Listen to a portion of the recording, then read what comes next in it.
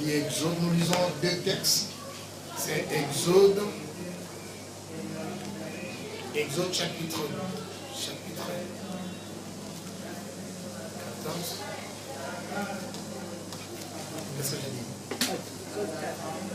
Exode 4, excusez-moi. Exode 4, verset 17. Voilà, donc je disais qu'Exode, c'est les deuxièmes livres. Mais qui a écrit Exode? Voilà une question. Exode chapitre 4, verset 17. Il est dit ceci. Gloire à Dieu. Il dit, prends dans ta main cette verge avec laquelle tu feras des signes. Je reprends. Prends dans ta main cette verge avec laquelle tu feras des signes. Amen. Amen. Amen. Dépose ta Bible, lève le main, je vais prier. Lève le main, nous prions. Père Céleste.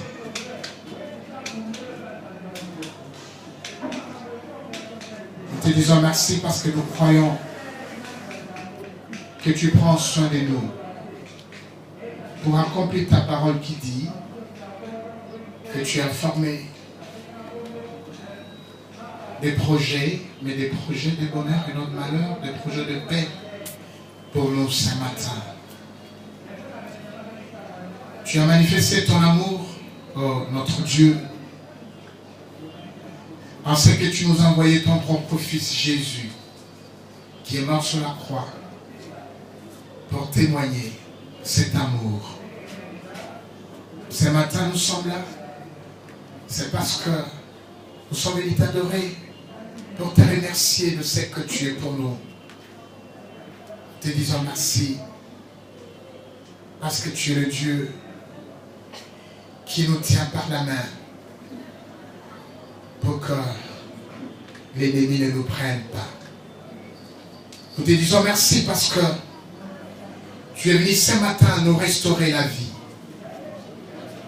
Nous saluons ta présence et nous disons merci à toi pour tes anges qui sont en ces lieux. Bénis tous les petits enfants, Seigneur, qui sont là dans leur salle. Augmente-les d'intelligence. Que leur futur soit béni par toi. Qu'ils soient différents dans leur génération, oh Dieu. Et que, à cause d'eux, que tu bénisses leurs parents, qui ne manquent de rien pour leur survie, qui ne manquent de rien, alléluia, pour assumer les responsabilités vis-à-vis de ces enfants-là. Et que ces enfants, oh Dieu, soient en bonne santé.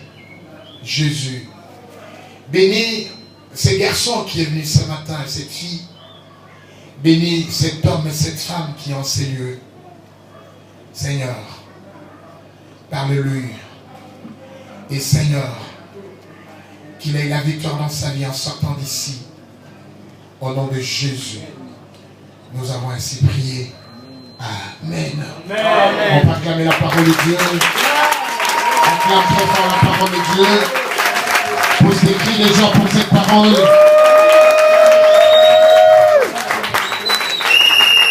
Amen. Amen. Je suis très heureux, tu peux t'asseoir.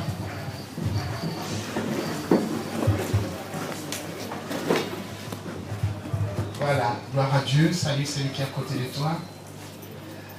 Je suis très heureux de te voir ce matin, mais surtout Papa Valentin, que le Seigneur te bénisse. Et la famille de Papa Valentin. Nous sommes très heureux aussi de voir tous ces bébés qui sont là. Dieu nous avait promis, il nous a parlé. C'est important. Il dit que toutes les femmes qui ne mettent pas au monde, dès qu'ils arrivent ici, la solution est donnée. Et que toutes les femmes qui sont enceintes ici accoucheront avec rapidité, sans problème. Et le Seigneur m'a rassuré que tout le monde qui ferait les examens d'État, mais qui viendraient ici, réussiraient. Ça c'est fort. Amen. Nous avons un témoignage fort et nous louons le Seigneur pour ça parce qu'il ne ment jamais. Mais ce matin, je suis venu te dire quelque chose que le Seigneur m'a dit, qui va restaurer. J'ai dit, il va restaurer tout le monde qui viendra ce matin. Amen. Dites-moi gloire à Dieu. Gloire à Dieu. Je n'ai pas entendu. Dites-moi gloire à Dieu fort. Gloire à Dieu. Ça c'est la parole de Dieu. Tu as perdu quelque chose. Tu es tourmenté quelque part. Les restaurateurs, c'est Jésus. Amen. Voilà, il est venu te restaurer. Tu peux saluer celui qui est à côté de toi. Dis-lui que le Seigneur te bénisse. Dis-lui que le Seigneur te bénisse. Je n'ai pas seulement dit à côté de toi, il y a quelqu'un. Il y a derrière, il y a devant toi. Voilà. Fais-les. Fais-les. Fais-les. Parce que Dieu est merveilleux. Fais-les. Gloire à Dieu.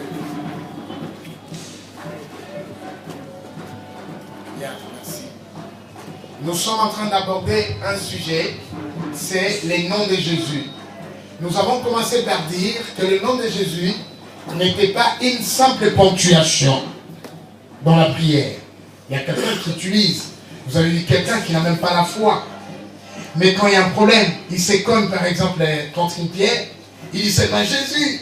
Il y a quelqu'un même, tu vois un chat en train de traverser un mur, ou encore il rencontre un cancré là dans sa chambre, il crie au nom de Jésus. Non, ça devient une simple ponctuation. Et quand c'est une simple ponctuation, tu ne pourras pas vivre aucun miracle dans ta vie. Tu ne pourras pas vivre aucun changement à ce moment-là. Mais quand le nom de Jésus, les noms de Jésus, nous avons dit, il donne la domination. Nous avons lu le premier jour que, et la domination reposera sur son épaule. Nous avons expliqué. Quand on met une charge, on la met sur les épaules. Jésus mettait la croix sur les épaules. C'est comme ça que la domination, c'est par rapport à la croix, que nous avons la domination sur le monde des ténèbres. C'est au travers de la croix que nous avons la victoire et que nous avons le succès, si vous voulez, et que nous avons toutes choses. Gloire à Dieu. Quand on écoute la parole de Dieu, on est respectueux, on ne dort pas. Voilà, gloire à Dieu. Alors, nous avons dit que le nom de Jésus donnait les conseils. Les conseils, nous avons dit, c'est vendredi que nous avons dit ça. Les conseils viennent par la sagesse. C'est une partie de la sagesse, ça veut dire, ça te montre le chemin par où il faut partir. Quel chemin tu devras prendre pour le voyage de ta vie. Parce qu'en fait, la vie est un voyage. Et dans ces voyages de la vie, tu vas rencontrer trop de choses. Mais maintenant, si tu veux bien marcher et arriver au bon port, où Dieu a prévu pour toi, au lieu du droit, ou à la terre promise pour toi, où couler les miels, il faudrait que tu reçoives les conseils. C'est à l'invocation du nom de Jésus que les conseils sont donnés. Dieu t'oriente. Il te dira, fais ça et ne fais pas ceci. Excusez-moi. Alors, le nom de Jésus donne la solution. Nous avons lu, il n'y a aucun autre nom. Dites-moi Amen. Amen. Je n'ai pas entendu ton Amen. Dis-moi Amen fort. Amen. Il n'y a aucun autre nom. Le nom de Jésus est un nom. La maladie que tu portes est un nom. Le chômage est un nom. Tout ce que tu vois en difficulté dans ta vie est un nom. Un nom si vous voulez. Mais il dit, il n'y a dans le ciel, sur la terre, sous la terre, aucun autre nom qui nous a été donné. Amen. Seulement le nom de Jésus. Amen. Quelqu'un dit Amen? Amen. Je n'ai pas entendu. Quelqu'un me dit Amen, non? Amen. Alors, qu'est-ce qu'il dit? Il dit, prends dans ta main cette verge avec laquelle tu feras des signes. Ça, c'est Dieu qui parle à Moïse. Moïse, c'est vrai, c'est un enfant qui a vécu dans la maison de Pharaon. Mais Moïse a refusé d'être appelé le fils de la fille de Pharaon. Pourquoi?